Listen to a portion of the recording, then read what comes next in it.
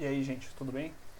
Então hoje a gente vai concluir aí nosso tema sobre estudo do átomo, falando sobre as relações atômicas, o modelo atômico de Niels Bohr e o modelo atômico atual, ou seja, como é entendido o átomo nos dias de hoje, tudo bem? Vamos começar primeiro falando dessas relações atômicas e depois a gente termina com os dois modelos atômicos que estão faltando. Primeiro, essas relações atômicas a gente já falou na nossa aula passada, que é o número atômico e o número de massa, tá? Número atômico, ele representa a quantidade de prótons no núcleo de um átomo, ou seja, é aquilo que identifica aquele átomo como sendo um elemento químico e determina todas as suas propriedades. É a identidade do átomo, é o que diz o que ele é e como ele vai se comportar. É a quantidade de prótons presentes no seu núcleo. Já o número de massa é chamado como sendo a quantidade de partículas existentes no núcleo desse átomo, ou seja, a soma dos prótons mais os nêutrons presentes no núcleo desse átomo. Geralmente, quando a gente vai representar um átomo, nós colocamos ele dessa maneira aqui, onde é feito um símbolo para esse átomo. Esse símbolo varia de elemento químico para cada elemento químico. Esse símbolo ele vem acompanhado de um número inferior a ele, um número que fica embaixo, no lado esquerdo aqui, que é o número atômico, ou seja, a quantidade de prótons que esse átomo apresenta. E um número que vem aqui na parte de cima dele, que é o número de massa, ou seja, a soma dos seus prótons mais nêutrons. Esse número de massa, ocasionalmente, ele pode estar aqui do outro lado também, tá? Nem sempre ele pode estar aqui do lado esquerdo, às vezes ele está aqui do lado direito. Mas o número atômico sempre vai estar aqui embaixo, no lado esquerdo, tá? Então, como a gente tem aqui o exemplo do carbono, ó, o C é o símbolo do elemento químico carbono. Esse C ele tem o número 6 embaixo a ele, que é o número atômico do carbono, ou seja, quantos prótons o átomo de carbono tem. E aqui em cima, o 14 representa a massa para esse caso específico do isótopo do carbono. O 14 é a massa. Então, a massa nada mais é do que a soma dos prótons mais os nêutrons. Assim, para esse átomo específico de carbono que está sendo representado aqui no meu exemplo, eu tenho que, se o número atômico dele é 6, ele tem 6 prótons. Como todo átomo é um sistema eletricamente nêutron, a quantidade de partículas positivas tem que ser igual à quantidade de partículas negativas. Ou seja, se ele tem 6 prótons, que tem carga positiva, ele tem que apresentar 6 elétrons, que tem carga negativa. E esse átomo ele tem 8 nêutrons. Por quê? Para eu chegar à massa, eu não tenho que somar um número atômico com nêutrons.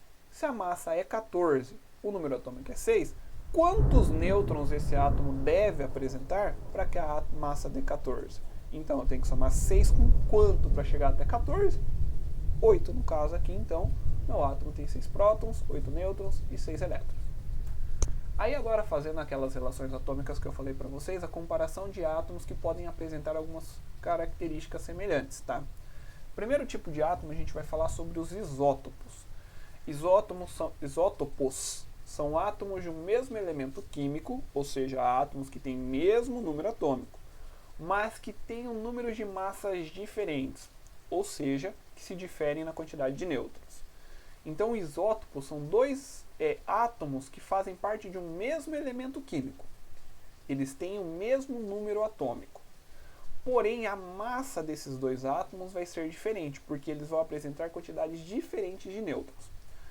Só a gente pegar e olhar aqui, ó, o que está destacado aqui no isótopo? A palavra iso, ela sempre significa igual, semelhante. E eu destaquei a letra P aqui por quê? O que é igual nos isótopos? É o mesmo número atômico. E o que é o número atômico? Nada mais é do que a quantidade de prótons. Então, nos isótopos são átomos que têm o mesmo número de prótons, mais quantidades diferentes de nêutrons. Então, observa aqui nesse exemplo aqui, ó, do carbono. O carbono, existem 3 isótopos de carbono, chamados de carbono 12, carbono 13 e carbono 14. Para esses 3 isótopos de carbono, a quantidade de prótons é sempre a mesma. Próton aqui, gente, é a bolinha rosinha, ó, que é sempre 6. O que diferencia cada um desses isótopos é a quantidade de nêutrons no núcleo do átomo. O carbono 12 tem 6 nêutrons, o carbono 13 tem 7 e o carbono 14 tem 8 nêutrons. Aqui ao lado nós temos um outro exemplo, que é o caso do hidrogênio. O hidrogênio ele também apresenta 3 isótopos diferentes. Esse daqui, ó, esse primeiro isótopo de hidrogênio, chamado de hidrogênio leve ou prótio, ele só tem um próton no núcleo, não tem nêutron nenhum. Esse segundo aqui, que é o hidrogênio pesado, ou chamado de deutério, ele tem um próton e um nêutron. E esse outro átomo de hidrogênio aqui é chamado de hidrogênio de peso triplo, ou trítio. Esse hidrogênio aqui ele tem 2 nêutrons e um próton. Então a massa desse daqui é 1, desse daqui é 2 e desse daqui é 3. Para o carbono, a massa desse carbono é 12, desse carbono é 13 e desse carbono é 14. A gente sempre costuma dizer, gente, chamar os isótopos usando o nome e a massa dele seguida do nome. Então, carbono 12 é o isótopo de carbono que tem 6 prótons e 6 nêutrons. Carbono 13 é o isótopo de carbono que tem 6 prótons e 7 nêutrons. Tá? E assim seguindo essa sequência. Para os isóbaros, o que é igual neles? Por que eu destaquei o A aqui? O A é o símbolo que a gente usa para representar o número de massa. Então, átomos que são isóbaros, eles têm diferentes números atômicos, diferentes quantidades de nêutrons, porém, a massa desses átomos é igual. Olha aqui, para o carbono. Esse exemplo aqui, o carbono ele tem 6 prótons e 8 nêutrons para dar a massa 14.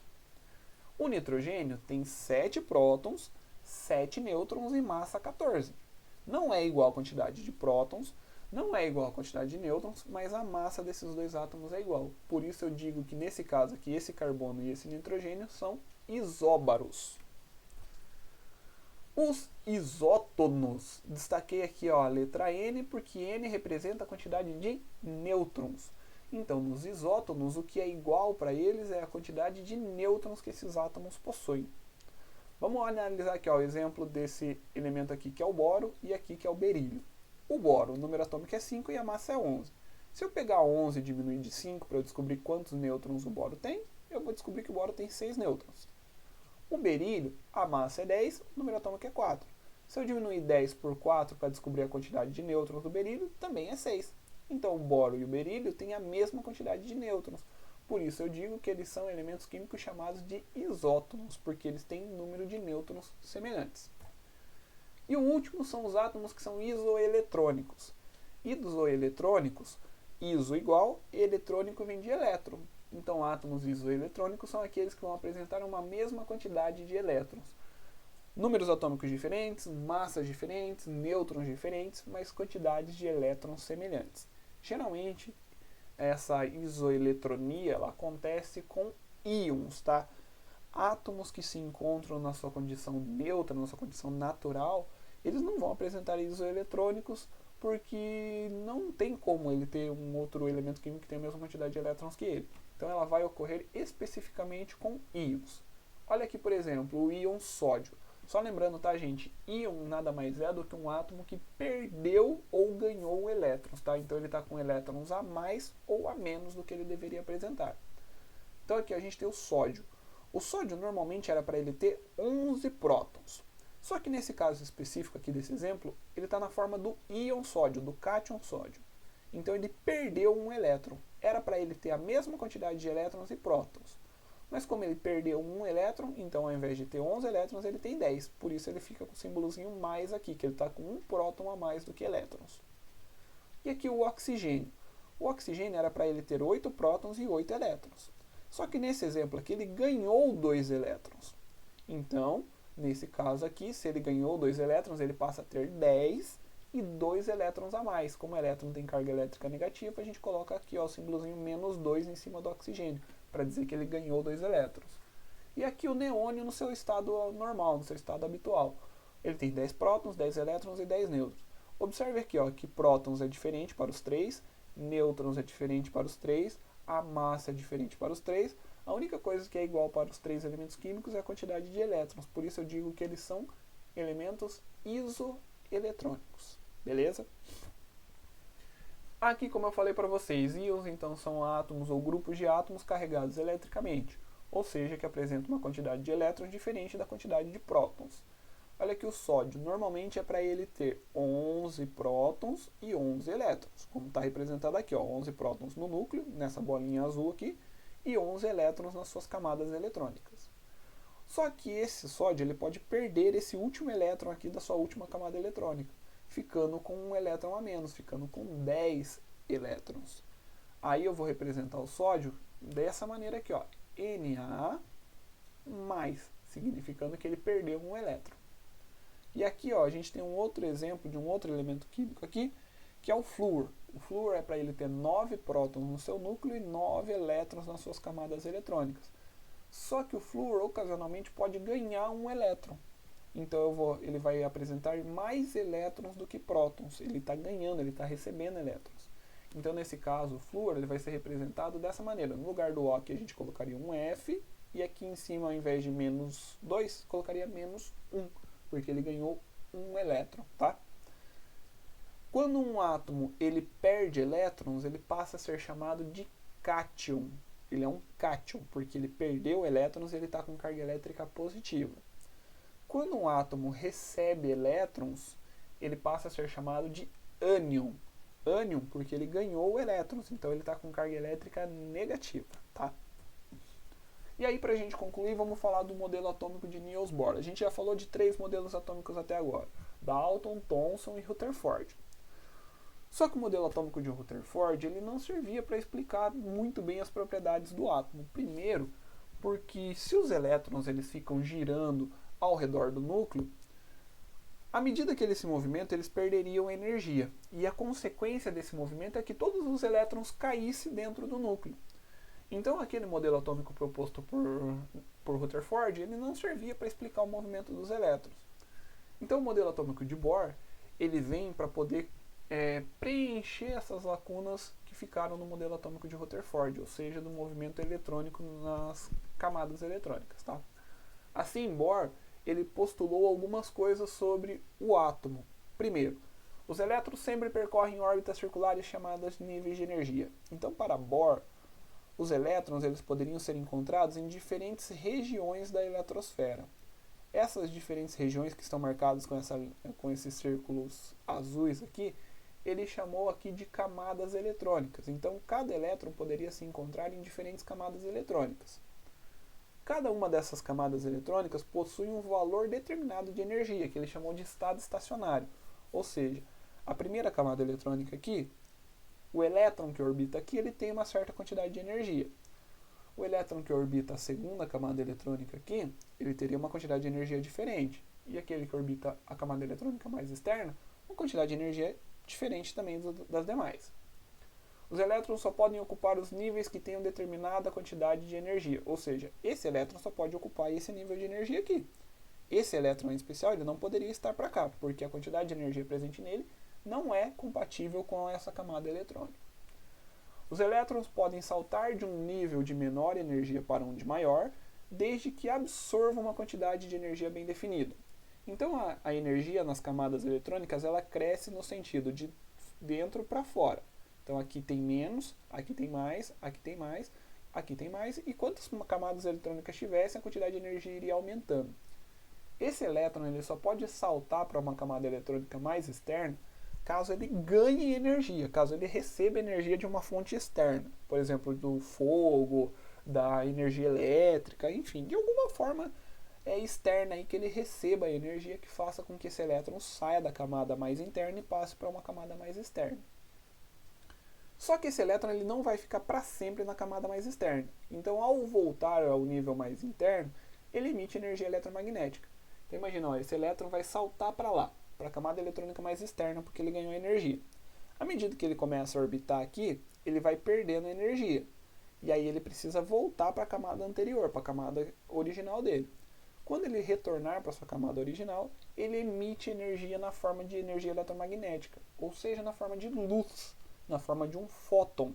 Então, se torna uma energia visível. Cada órbita proposta por Bohr, ele deu um nome para ela, começando pela letra K e indo até a letra Q. Então, são 7 camadas eletrônicas, são 7 órbitas. A primeira é a K, a segunda é a L, daí a M, a N, a O, a P, a Q e assim por diante, tá? Até a camada Q é o que a gente conhece que existe hoje, mas não significa que pare na Q. Pode acontecer de mais para frente descobrirem um átomo que tenha mais do que 7 camadas eletrônicas, que tenha 8, que tenha 9, que tenha 10 e assim por diante, tá? Os níveis de energia de um átomo são representados por números. Então a camada K ela é representada pelo número 1, porque ela é a primeira camada eletrônica. A camada L é pelo número 2, a camada M pelo número 3 e a camada Q pelo número 7. Tá? No modelo atômico atual, que veio depois do modelo atômico proposto por Niels Bohr, as camadas eletrônicas propostas por Niels Bohr, elas foram separadas em subníveis de energia. Então, aqui, ó, as camadas eletrônicas propostas por Bohr, ela tem uma quantidade máxima de elétrons que podem orbitar nela. Na camada K só podem ter 2, na L só podem ter 8, na M 18, na N 32, na O 32, na P 18, na Q 8. Pessoal, deu uma desconfiguradinha aqui, ó, na minha imagem e ela acabou passando em cima do texto, tá? Mas nada que interfira aí no que a gente está analisando. E em cada órbita, em cada região onde os elétrons se encontram, eu vou ter subórbitas, ou seja, subníveis de energia. Suponha essa órbita aqui, ó. Vamos pegar essa órbita mais externa aqui, a terceira órbita desse átomo do meu exemplo aqui. Aqui, nesse exemplo, ele está mostrando uma órbita circular. Mas existem várias formas de órbitas que o átomo pode apresentar. Ele pode apresentar uma órbita mais elíptica, uma menos elíptica, outra menos ainda, outra menos ainda e uma órbita mais circular. Tudo dentro desse espaço aqui, ó, da terceira camada eletrônica. Esses diferentes tipos de órbitas que o elétron pode apresentar são chamados de subníveis de energia, que são o subnível S, que é essa órbita bem elíptica, o subnível P, que é uma órbita um pouco menos elipsada, o subnível D, menos ainda, o F, uma órbita bem menos elipsada, e o subnível G seria uma órbita completamente circular. Esse subnível G ele é teórico, não foi observado ainda experimentalmente em nenhum átomo. Todos os átomos que a gente conhece, eles podem apresentar subníveis de energia até o subnível F. Mas, como é teórico, significa que provavelmente deva existir algum elemento químico que a gente ainda não conhece que tenha suas camadas eletrônicas subdivididas em subníveis de energia até o subnível G. Tá? Aí como é que se distribuem os elétrons por essas camadas eletrônicas? Os elétrons eles sempre vão se distribuir começando de um nível de menor energia e passando para um nível de maior energia. Tá? Aqui a gente tem essa tabelinha aqui no nosso slide que se chama diagrama de Linus-Pauling. O diagrama de Linus-Pauling ele serve para representar a distribuição dos elétrons de um átomo através das suas camadas eletrônicas e dos seus subníveis de energia. Como foi proposto por Bohr, existem 7 camadas eletrônicas, então estão representadas aqui ó, pelos números. 1 é a camada eletrônica K, 2 é a camada eletrônica L, 3 é a M, 4 é a N, até a 7, que seria a camada eletrônica Q. E aqui, ó, 1S é o subnível da camada 1. A camada 1 só tem um subnível, só o subnível S. A camada 2, que é a L, tem 2 subníveis, o subnível S e o subnível P. Lembra aqui ó, que subnível é a forma de órbita do elétron. Mais elíptica, menos elíptica e assim por diante. A camada 3 tem 3 subníveis, a 4 tem 4 subníveis, a 5 tem 5 subníveis, a 6 tem 3 e a 7 tem 2. Está faltando um 7P aqui, tá? Em cada subnível existe uma quantidade máxima de elétrons, que é esse número que vai aqui em cima. Ó. No subnível S, para qualquer camada eletrônica, o subnível S só pode ter 2 elétrons orbitando nele. No subnível P, para qualquer camada eletrônica, o número máximo de elétrons é 6. Não quer dizer que tem que ter 6 obrigatoriamente, mas o máximo é 6. O subnível D, o máximo é 10, e no subnível F, o máximo é 14. Então, quando a gente precisar realizar a distribuição eletrônica de um átomo, saber como que é a configuração eletrônica dele, quais são as camadas eletrônicas onde os elétrons eles se dispõem, a gente vai usar esse diagrama de Linus-Pauling. E é importante a gente compreender essa distribuição eletrônica, gente, porque ela vai ser usada lá na frente quando a gente estiver falando de ligações químicas, e é bem importante eu entender distribuição eletrônica para falar de ligações químicas. Então, olha aqui. Eu quero distribuir os elétrons do ferro, saber qual é a configuração eletrônica do átomo de ferro. O átomo de ferro tem número atômico igual a 26. Portanto, ele tem 26 elétrons. Como que ficaria essa distribuição eletrônica, então, do átomo de ferro? A gente sempre vai começar de um nível de menor energia e seguindo ó, essas setinhas azuis aqui, ó, indo em direção aos níveis de maior energia. Então, eu tenho 26 elétrons para distribuir para o átomo de ferro.